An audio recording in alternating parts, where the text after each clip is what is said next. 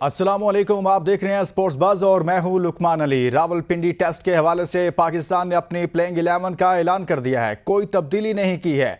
सवाल उठ रहा था कि क्या एक और फास्ट बॉलर ऐड होगा, लेकिन आकिब जावेद डट गए हैं। उन्होंने कहा कि 3 स्पिनर्स के साथ ही जाएंगे, कोई तब्दीली नहीं होगी। विनिंग कॉम्बिनेशन को बरकरार रखा गया है। आकिब जावेद ऐसे फैसले कर रहे हैं जो बहुत मुख्तलिफ फैसले हैं, लेकिन पाकिस्तान क्रिकेट को इन फैसलों का फायदा हो रहा है। प्लेइंग 11 आपके सामने रखूंगा, जिनमें साइम अयूब को बरकरार रखा गया है, अब्दुल्ला शफीक को बरकरार रखा गया है, शान मसूद टीम के कैप्टन हैं और इसी तरह से कामरान गुलाम भी शामिल हैं। सऊद शकील भी टीम का हिस्सा हैं और इसी तरह से मोहम्मद रिजवान विकेटकीपर, सलमान अली आगा, आमिर जमाल, नोमान अली, साजिद खान और जाहिद महमूद भी शामिल हैं।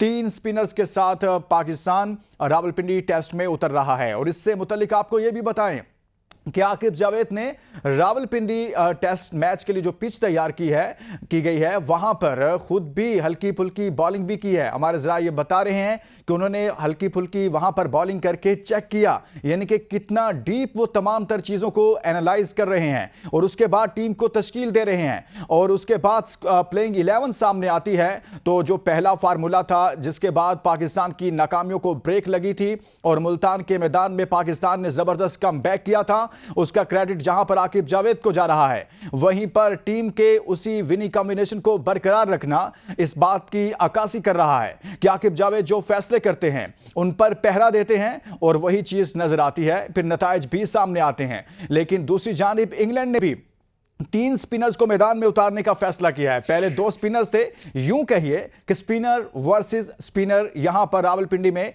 मुकाबला आपको देखने को मिलेगा। लेकिन साथ में बाज़ ज़रा ये बता रहे हैं कि यहां पर बैटिंग ट्रैक होता है। पहले 2 से 3 दिन, स्पेशली 2 दिन आसान विकेट होगी, बैटिंग ट्रैक होगा, उसके बाद मुश्किलात होंगी। लिहाजा इसमें टॉस की भी बहुत ज्यादा अहमियत बढ़ गई है। जो टीम टॉस जीतेगी उसके लिए आसानियां पैदा होंगी, जो टीम चौथी इनिंग खेलेगी उसके लिए मुश्किल होगा। और इस टूर्नामेंट के अंदर देखते हैं, क्योंकि यह फैसला कुन मरहला चल रहा है। साथ में दूसरी जानिब एक और बड़ा मामला सामने आ रहा है, वो है सिलेक्शन कमेटी और साथ में कोचेस का आपस में मामला यह सामने आ रहा है, जिसमें कहा यह जा रहा है कि ऑस्ट्रेलिया के खिलाफ स्क्वाड के हवाले से आकिब जावेद और सिलेक्शन कमेटी चाहते हैं कि नए चेहरों को मौका दिया जाए, नए फेसेस को मौका दिया जाए, जिनमें दीगर प्लेयर्स शामिल हैं। जबकि कोचेस की जानिब से बाज़रा ये बताते हैं कि शादाब खान को शामिल करने के हवाले से कहा जा रहा है, लेकिन नई सिलेक्शन कमेटी कहीं ना कहीं इस पर रजामंदी का इजहार नहीं कर रही है।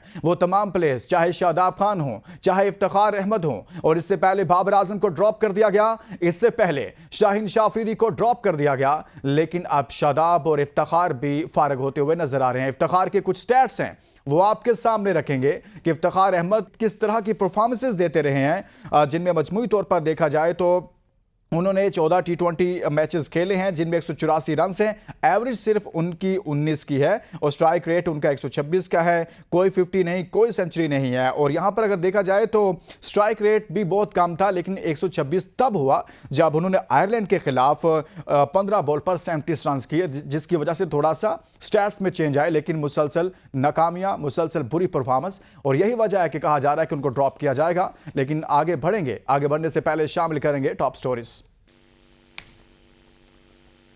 पाकिस्तान के इंग्लैंड के खिलाफ तीसरे टेस्ट के लिए प्लेइंग 11 का ऐलान, बगैर किसी तब्दीली के उतरने का फैसला।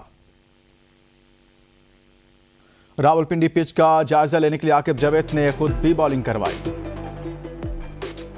पाक इंग्लैंड सीरीज का तीसरा टेस्ट कल रावलपिंडी में शुरू होगा, शायकीन के लिए दाखिला मुफ्त।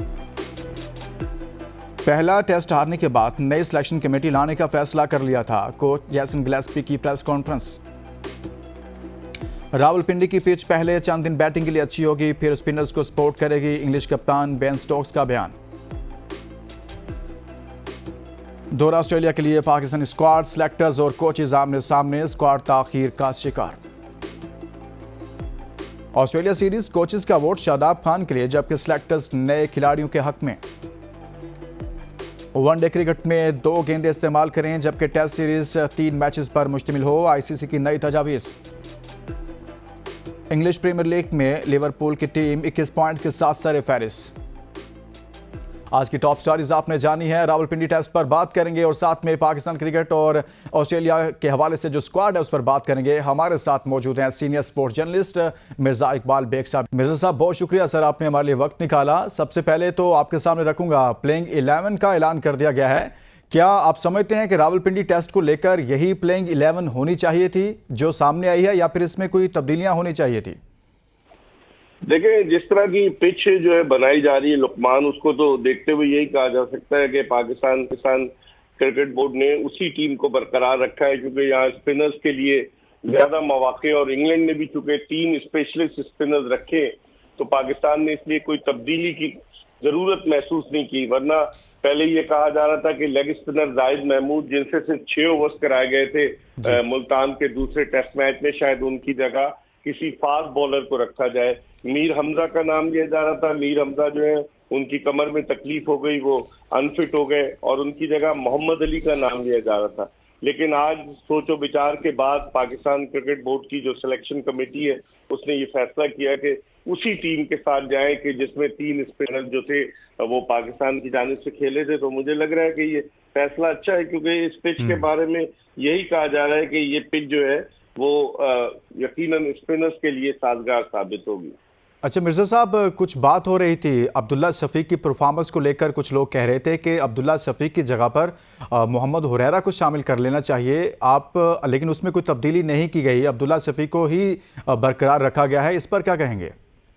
देखिए, क्रिकेट में ये कहा जाता है, जो क्रिकेट के समझदार लोग हैं वो कहते हैं कि विनिंग कॉम्बिनेशन में तब्दीली ना करें, क्योंकि पाकिस्तानी टीम इतनी 6 पै दर पै शिकस्तों के बाद से टेस्ट मैच जीती थी, तो इसलिए पाकिस्तान नहीं चाह रहा था कि कोई नया तजुर्बा करे।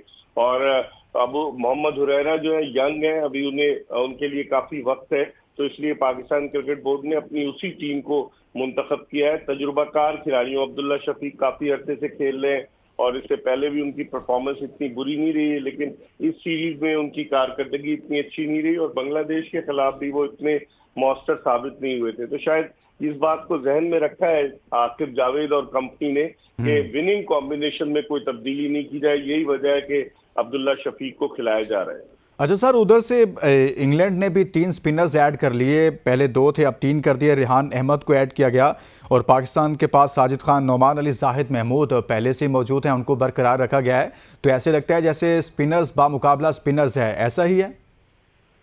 बिल्कुल, इंग्लैंड ने मतलब आमतौर पर इंग्लैंड इतने 3 स्पिनर्स के साथ नहीं जाता। जो जब से ब्रेंडन मैकैलम उनके हेड कोच आए हैं, बेसबॉल क्रिकेट वो खेलते हैं, तो कभी भी इंग्लैंड, मैंने इवन इंडिया में भी देखा इस साल के अवाइल में कि 3 स्पिनर्स के साथ इंग्लैंड नहीं गया।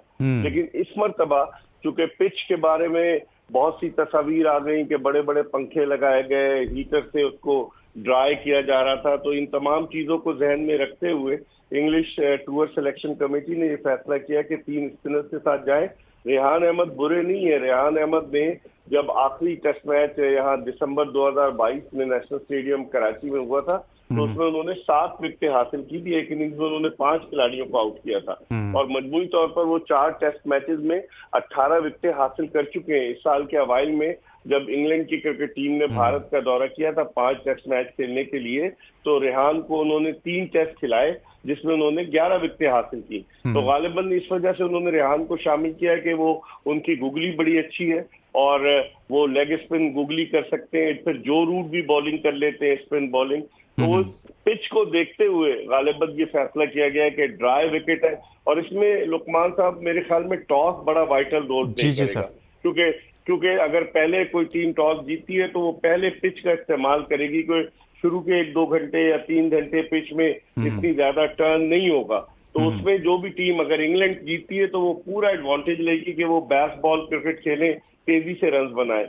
मुझे याद है दिसंबर 2022 में जब यहाँ टेस्ट मैच हुआ था तो इंग्लैंड ने 657 रन बनाए थे पहली इनिंग में और फिर उसके बाद आखिरी दिन बड़ा बोल्ड डिक्लेरेशन किया था बेन स्टोक्स ने। तो मिर्जा साहब, टॉस का बहुत अहम किरदार हो गया फिर। जी हाँ, बिल्कुल, टॉस बड़ा वाइटल रोल प्ले करेगा, क्योंकि जो भी टीम टॉस जीतेगी वो पहले खुद बैटिंग करेगी। वो चाहेगी कि मुखालिफ टीम चौथी इनिंग्स खेले। चौथी इनिंग्स में यकीनन पिच की और सूरत हाल खराब होगी। अब ये कोशिश कर रहे हैं ये ना हो कि कौवा चला हंस की चाल अपनी भूल गया। ये जो जिस तरह की कोशिशें जारी हैं कि टर्निंग ट्रैक बनाया जाए और इंग्लैंड को जेर किया जाए, कहीं उल्टा ना हो जाए, क्योंकि रावलपिंडी में आमतौर पर गुफ्तगू का सिलसिला जारी है, लेकिन यहां शामिल करेंगे एक ब्रेक। Stay with us.